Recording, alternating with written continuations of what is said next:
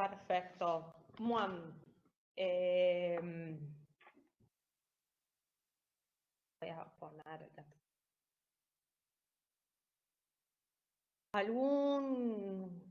algún comentario con respecto al parcial.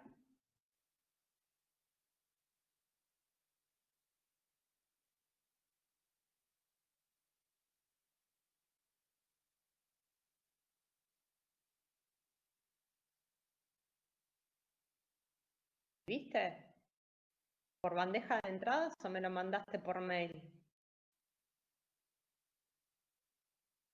Hoy estuve en la bandeja de entradas y no lo vi. Entonces entró por bandeja de entrada. Juan, después reviso la bandeja, vuelvo a la bandeja de entradas, porque hoy estuve y no había visto un mensaje tuyo. El que vi fue de Maximiliano.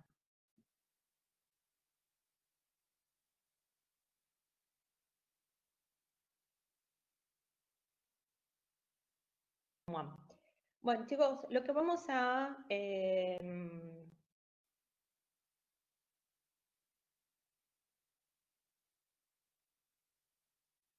es el único, ahora la mayoría, va todo, entregaron faltando tiempo para que cierre el examen.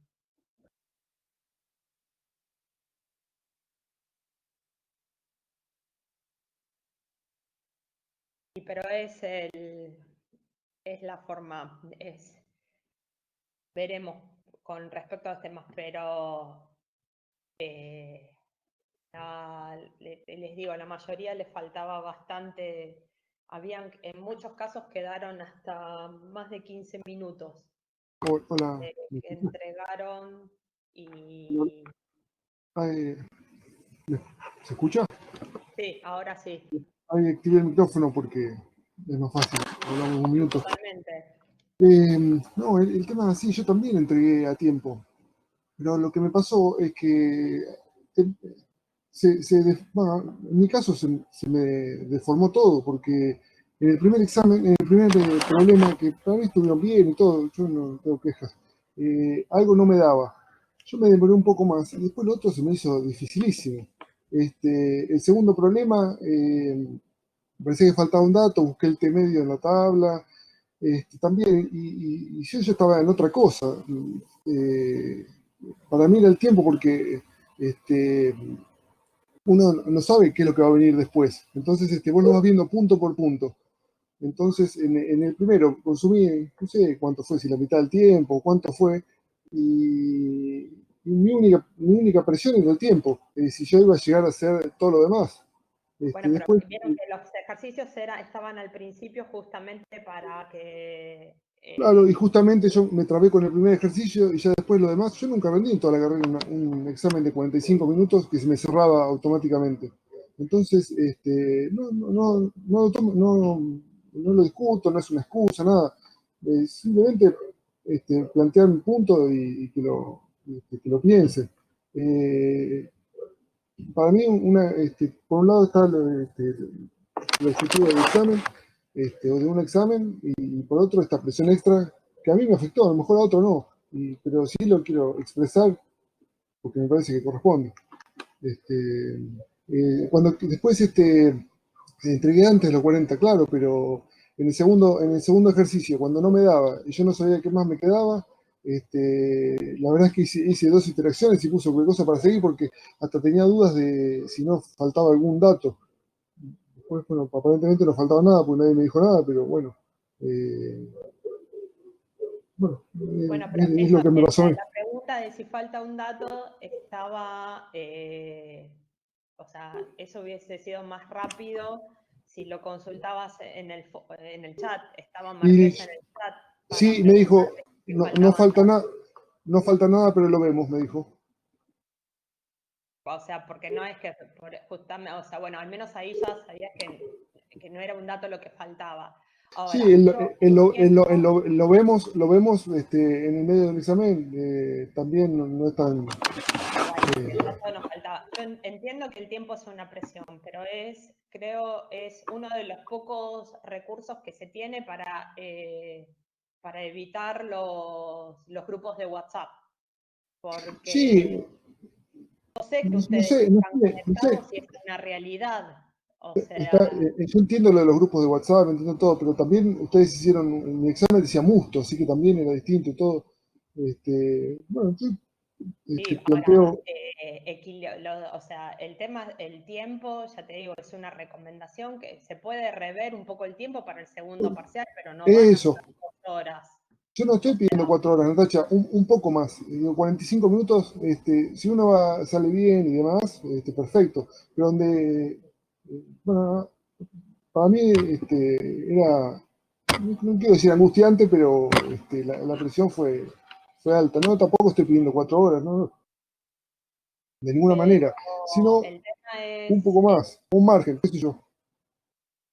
el Bueno, tema son los exámenes mancomunados, o sea, el tema de la virtualidad es que en cuanto tienen la mínima opción empiezan a consultarse. Entonces ya es sí, un examen colectivo. pero vos sabés que 15 minutos más no es tan fácil para que yo se lo pase a alguien, me lo resuelva, me lo devuelva, porque eran distintos, entiendo, tampoco ni pregunté. Cuando me di cuenta, yo ni siquiera ni sé qué examen me tomaron, porque no, pasó y después cuando en la revisión lo vi una vez sola y después no lo vi más. Así que si quiero rehacerlo hoy no sé. Puede Pero ampliar un poco, podemos ver el tema de los tiempos para el segundo, pero no van a ser mucho más justamente por eso, por el tema no, no, en cuanto se extiende un poco el tiempo, el tema son ustedes además están teniendo una gran ventaja, a pesar de todo, que es un examen a libro abierto. Esto en presencialidad, todas esas fórmulas hay que aprenderlas de memoria. pero se lo ¿Sí? sé de memoria, pero si algo no me daba en unidades, no es que yo tuve un problema de resolución. Y hasta no me salí. En cuanto a los datos o algo. Y no pongo excusa y tampoco pretendía que me den 2 días para hacerlo. Era solamente plantear, si es posible, unos minutos más y también que lo consideres. Si te parece que no, no, bueno. Pero sí, si yo no lo expreso, bueno, me Lo quedaría algo. veremos así en función del segundo examen, pero bueno, si sean unos minutos, serán 10 minutos más, no es que va a ser una enormidad más. Okay. Porque No, inclusive, ya te digo, o sea, lo que quiere desde los sectores de virtualidad es aún un poco menos, pero porque una cosa también es, bueno, hay que ver materias y materias, y tipos vos me decías el creo que libro abierto, estamos de acuerdo, pero acá hay que calcular, cambiar y demás, y todo, sí, te pero digo, para todos es complejo, imagínate, o sea, obviamente si yo a vos ahora en quinto año te doy un ejercicio de soluciones, va a resultar sencillo y lo vas a poder resolver en 3 minutos. A los no, está chicos de bien, no, no por general, eso, el no, ejercicio de soluciones les parece lo peor que lo que a ustedes les pareció equilibrio. no hablaba de eso, digo, cuando uno, no sé si son definiciones, si son otro No, tipo no, de no, pero yo te estoy cuestiones, hablando no, aún de materias, o sea, consultas de materias como estas que llevan cálculos, o sea, no solamente y materias teóricas, o sea, materias con cálculo. Pero bueno, en el segundo parcial se puede extender un y poquito el tiempo, no, también no, va a haber dos no, temas, o sea, el segundo parcial tiene 2 temas con cálculos, igual que el primero.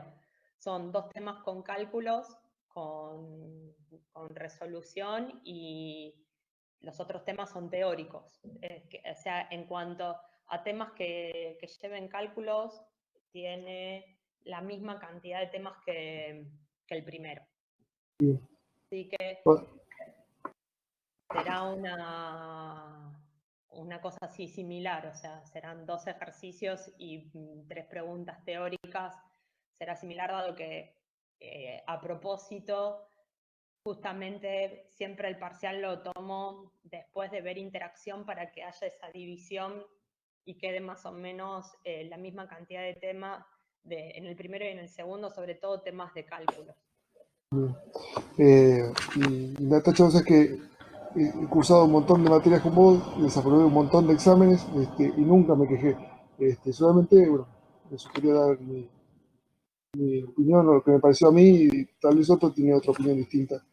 Y No, no, pero 10 o perfecto. 15 O minutos sea, más. obviamente pregunté para que cada uno lo exprese. Y acá cada uno habla por sí mismo.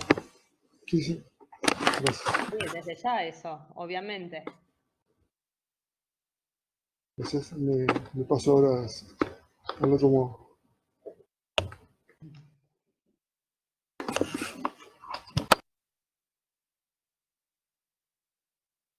¿Vos algún otro quiere comentar, quiere decir algo?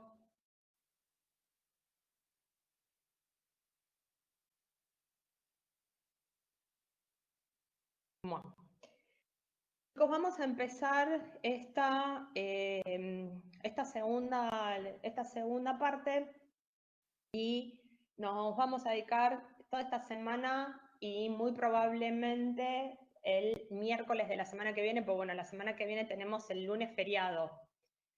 Entonces, el miércoles de la semana que viene para ver el tema de detección.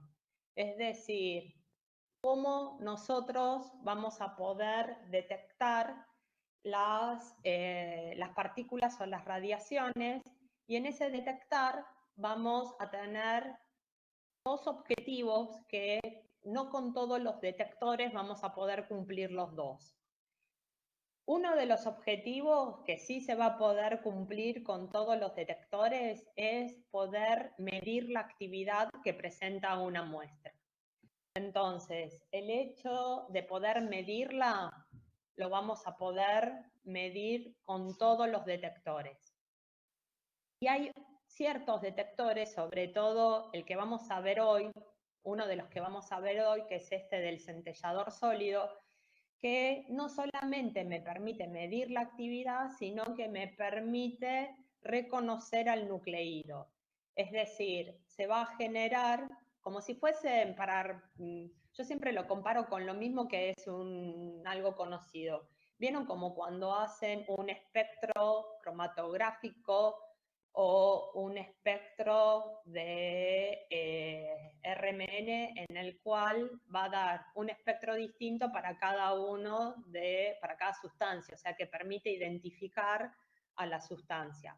Acá también vamos a generar un espectro, también se llama espectro, y nos va a permitir identificar qué tipo qué nucleído es el que estamos midiendo.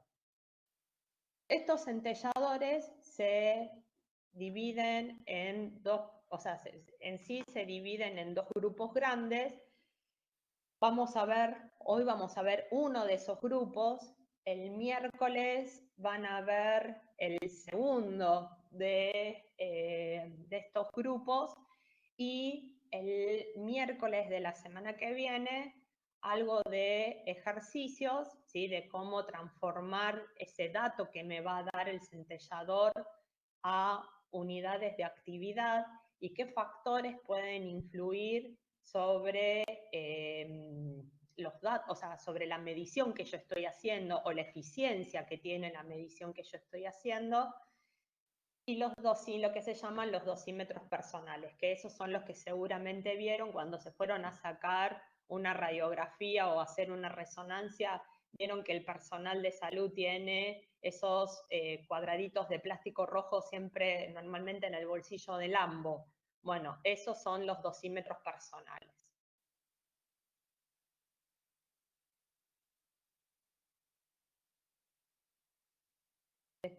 Bueno, vieron que yo recién les dije que los centelladores se dividen en dos grandes grupos, y estos dos grandes grupos van a depender de cómo es la interacción que haya entre la radiación y el centellador. Uno de los grupos pertenece al mecanismo de ionización, en el cual al pasar una radiación se produce la ionización del compuesto, de lo que está contenido dentro del detector. En general, los que más se utilizan son los gaseosos, es decir, que eso lo que se va a ionizar es un gas. Y hay algunos sólidos. Dentro de estos sólidos están este tema de las placas radiográficas, que es lo que yo les comentaba, que son los que utilizan los dosímetros personales. ¿Sí? Entonces, estos se basan en un fenómeno de ionización con el material del dosímetro. Y por otro lado, el otro grupo grande es en el cual se produce la excitación del material del detector, ya sea que tengamos un detector sólido o que tengamos un detector líquido. En este caso, en el detector sólido se produce la excitación de electrones que forman parte del cristal que se utiliza para detectar, y en el caso de los líquidos se produce la excitación de, de lo que se llama la solución centelladora, que ahora ya después las vamos a ver. Entonces nosotros hoy nos vamos a basar en estos, en los que producen, o sea que el fenómeno que yo voy a detectar se produce como una excitación. Dentro de esto, como les contaba recién, tenemos los sólidos y los líquidos dependiendo desde ya el medio, si estamos en un cristal o si tenemos un medio líquido. ¿Cuál de estos dos son los que más se utilizan? Los que más se utilizan por lejos, son los centelladores sólidos.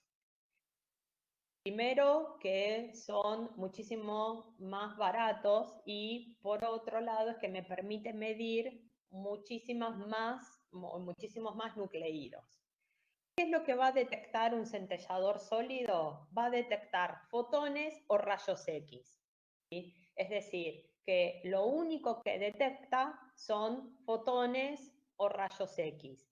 ¿A qué voy con esto? Que no detecta la partícula.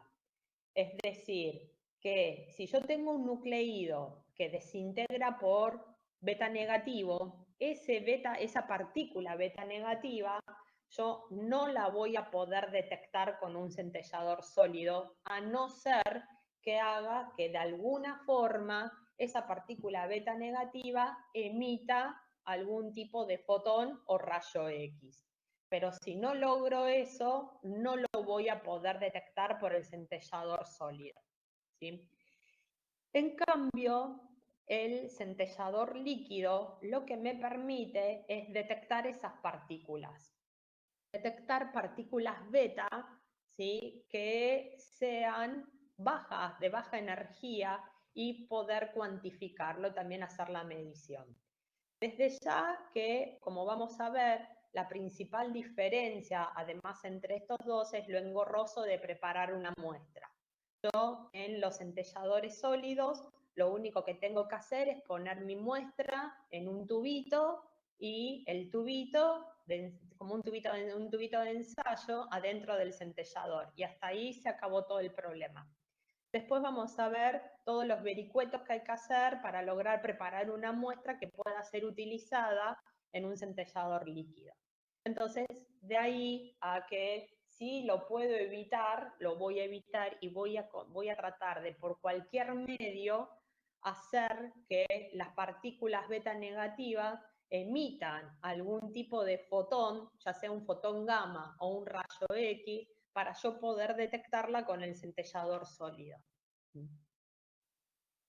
Bueno, ¿se acuerdan los mecanismos de interacción de la partícula del fotón gamma con la materia? Entonces nosotros nos vamos a basar, como les decía, en este mecanismo de excitación.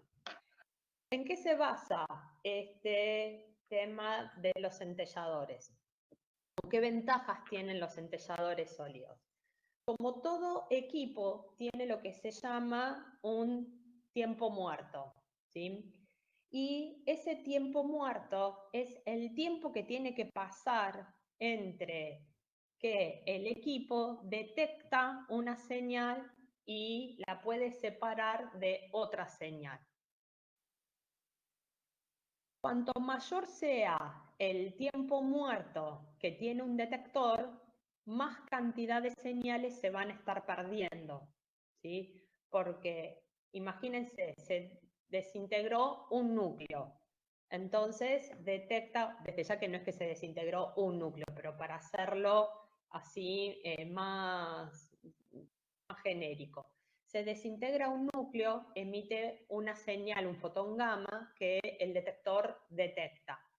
Ahora, ¿cuánto tiempo tiene que pasar para que el detector que se excitó y pudo, que al detectar ese fotón gamma se excitó y me emitió una señal, tiene que pasar para que se desexcite y pueda nuevamente ser excitado por una segunda señal?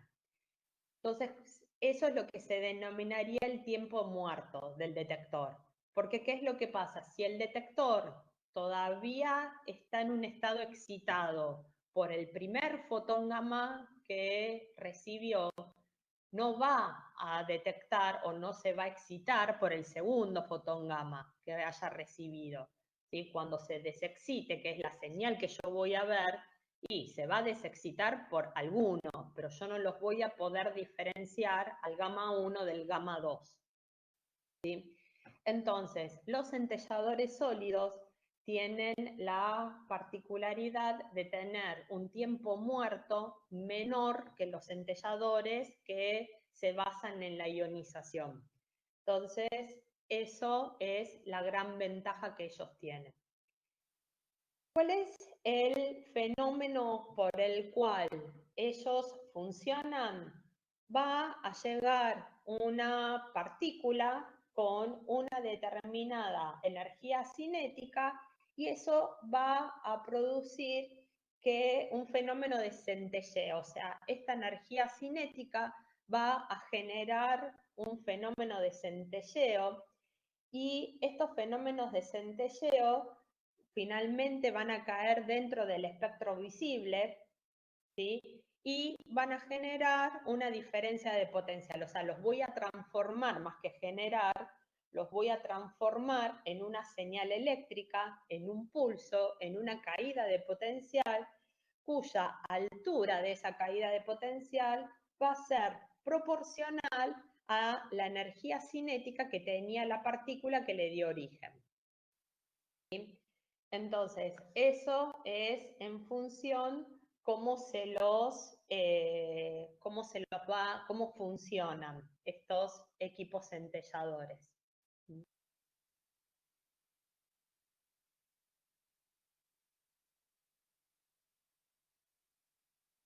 Centellador sólido tenemos un cristal, como les decía, se utilizan para la detección de fotones y rayos X.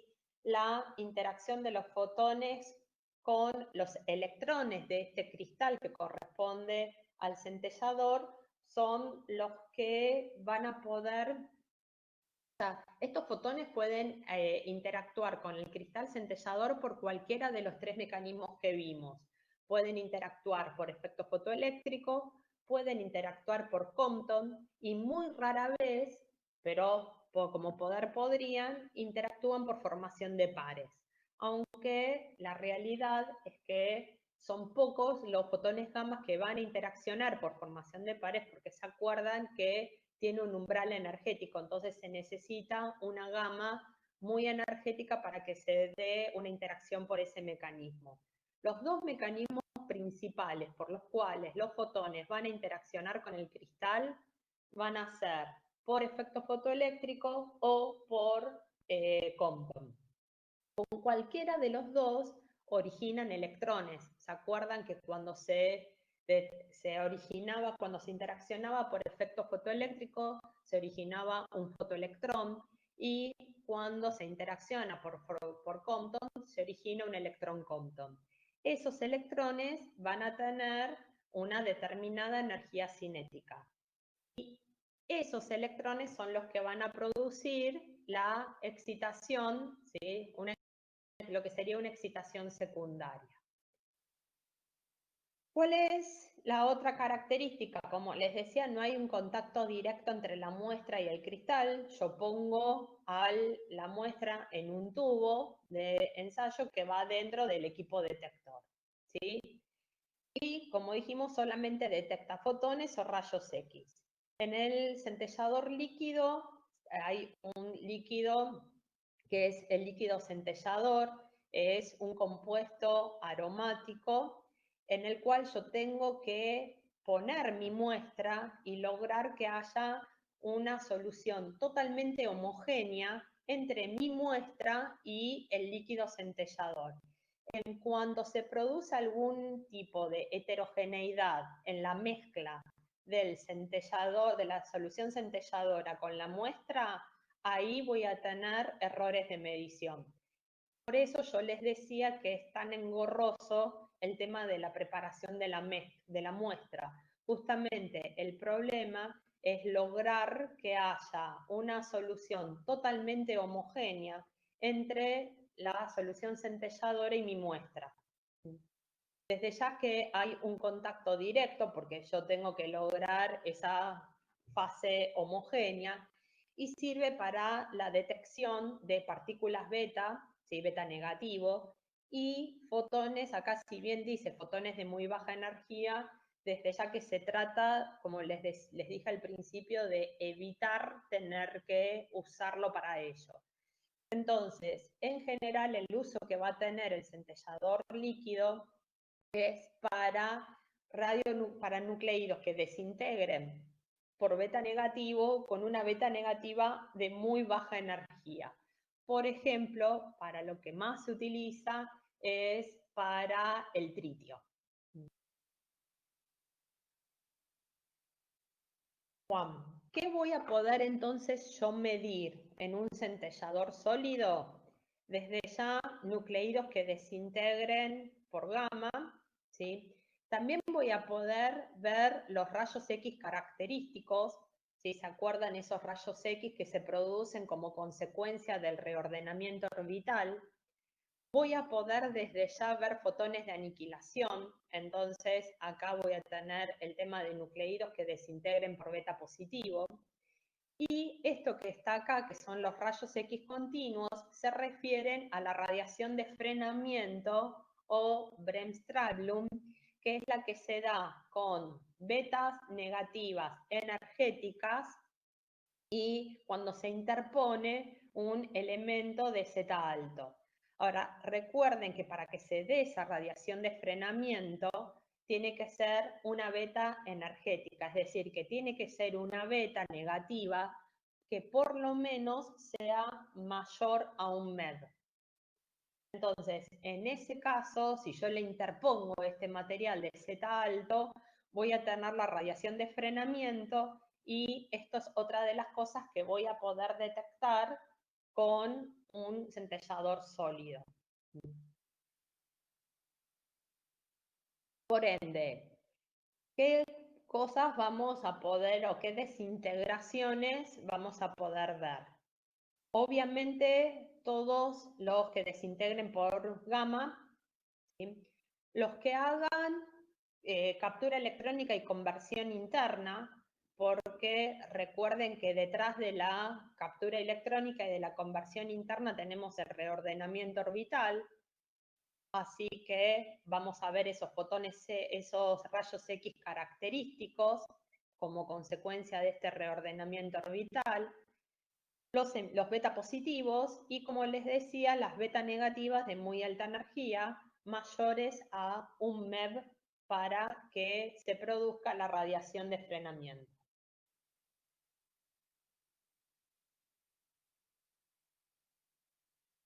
Bueno, estas son las partes que tiene un centellador sólido, ¿sí? Tenemos una parte que es la unidad de detección, en donde vamos a tener el cristal centellador, un fotomultiplicador, porque la señal tiene que ser amplificada, ¿sí? Acá, junto con esto, la señal tiene que estar amplificada para que se la pueda detectar. Ya vamos a ver este tema del discriminador. Yo voy a poder decir qué altura de pulso quiero que se detecte y cuál quiero que no se detecte, es decir, que le puedo imponer a partir de qué altura yo quiero que me diga cuántos pulsos están llegando al cristal, y un escalímetro que lo que a mí me va a medir, estos me van a medir cuentas, Es decir, que no me va a dar exactamente las unidades de actividad, sino que me va a medir cuentas. ¿Cómo se pueden, o sea, en qué unidades me va a venir eso? Pueden ser CPM, que se refiere a cuentas por minutos, o pueden ser CPS, que se refieren a cuentas por segundo. Cuando se miden las cuentas, decimos que estamos midiendo la tasa de conteo. Ahora, esta tasa de conteo va a ser igual a la actividad que tenga la muestra por la eficiencia de la medición. Esa eficiencia es como todo equipo, o sea, digamos, ¿cuál sería el porcentaje, el rendimiento de la medición? ¿Cómo se llega a esa eficiencia? Desde ya que midiendo un patrón. En general, para el centellador sólido, lo que se utiliza como patrón es el cesio 137, que ahora vamos a ver qué parte es la que medimos, pero que tiene un T medio largo, entonces es un patrón que me dura, y yo le puedo detectar fácilmente cuál es el fotón gamma. Al ser un patrón de actividad conocida, ¿sí? Yo sé que cuando lo mido tengo que detectar esa actividad dentro de mi espectro. Y así detecto, o sea, calculo cuál es la eficiencia. Conociendo la eficiencia, yo voy a poder hacer mediciones con ese equipo teniendo en cuenta ese valor. La eficiencia, desde ya, que es un número que va entre 0 y 1. 0 cuando tiene 0 de eficiencia y 1 cuando tiene el 100% de eficiencia. Ahora, ojo acá con las unidades, ¿no? Porque las unidades de eficiencia, la eficiencia, además lo que me permite es convertir las unidades de tasa de conteo a actividad. Así que, si yo la tasa de conteo está en CPM, la actividad se tiene que poner en DPM.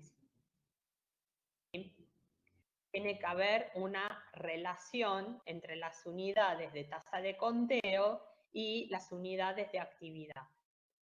Entonces, si la tasa de conteo está en CPM, la actividad en DPM. Si la tasa de conteo está en CPS, la actividad en DPS. Por ende, la eficiencia lo que va a tener son unidades de conteo sobre actividad, para que me transforme desde tasa de conteo a actividad. Eso es lo que yo voy a leer en el escalímetro. Es decir, el escalímetro a mí me va a hablar de una tasa de conteo, que yo después con esta fórmula la voy a poder transformar en una actividad. Bueno, ¿se acuerdan? Esto ya lo mencionamos recién, los 3 mecanismos por los cuales puede interaccionar el fotón gamma con la materia. Y esto es lo que va a pasar. Yo tengo un fotón gamma que va a interaccionar con el cristal. El cristal normalmente está formado por ioduro de sodio con talio o ioduro de cesio con talio. Son los dos materiales que tienen el cristal. Esto dentro de los cristales inorgánicos. También hay cristales orgánicos y en general esos son con antraceno. Entonces, llega el fotón gamma, interacciona con el cristal y lo más probable es que interaccione por efecto fotoeléctrico o por Compton. Recuerden que es muy raro que pueda interaccionar por formación de pares porque se necesita una gama muy energética, lo cual no es tan frecuente que se dé. De estos dos, voy a obtener un electrón, ¿sí? Como les dije antes, en el caso del efecto fotoeléctrico tendré el fotoelectrón y en el caso de que haya interaccionado por Compton, tendré el electrón Compton. Este electrón produce una excitación en el cristal, ¿sí? Cuando se desexcita el cristal y produce un fotón que va a interaccionar por efecto fotoeléctrico con el fotocátodo. De esta interacción, de este fotón que se produce como consecuencia de la desexcitación del centellador con el fotocátodo, obtengo este segundo electrón, ¿sí? Entonces, vuelvo. El fotón interacciona con el cristal, en general por cualquiera de estos dos efectos. Se obtiene un electrón. Por cualquiera de los dos voy a obtener electrones. Estos electrones producen una excitación del material del centellador. Cuando se desexcita el centellador, se produce un fotón como consecuencia de esa desexcitación, ¿sí? Al producirse el fotón, interacciona por efecto fotoeléctrico con el fotocátodo. Y al interaccionar por efecto fotoeléctrico, voy a obtener por cada fotón que se obtuvo de la desexcitación, voy a obtener un electrón. ¿Está claro, chicos, cómo se llega a este electrón? ¿Cuál es todo el mecanismo por el cual se llega a este electrón?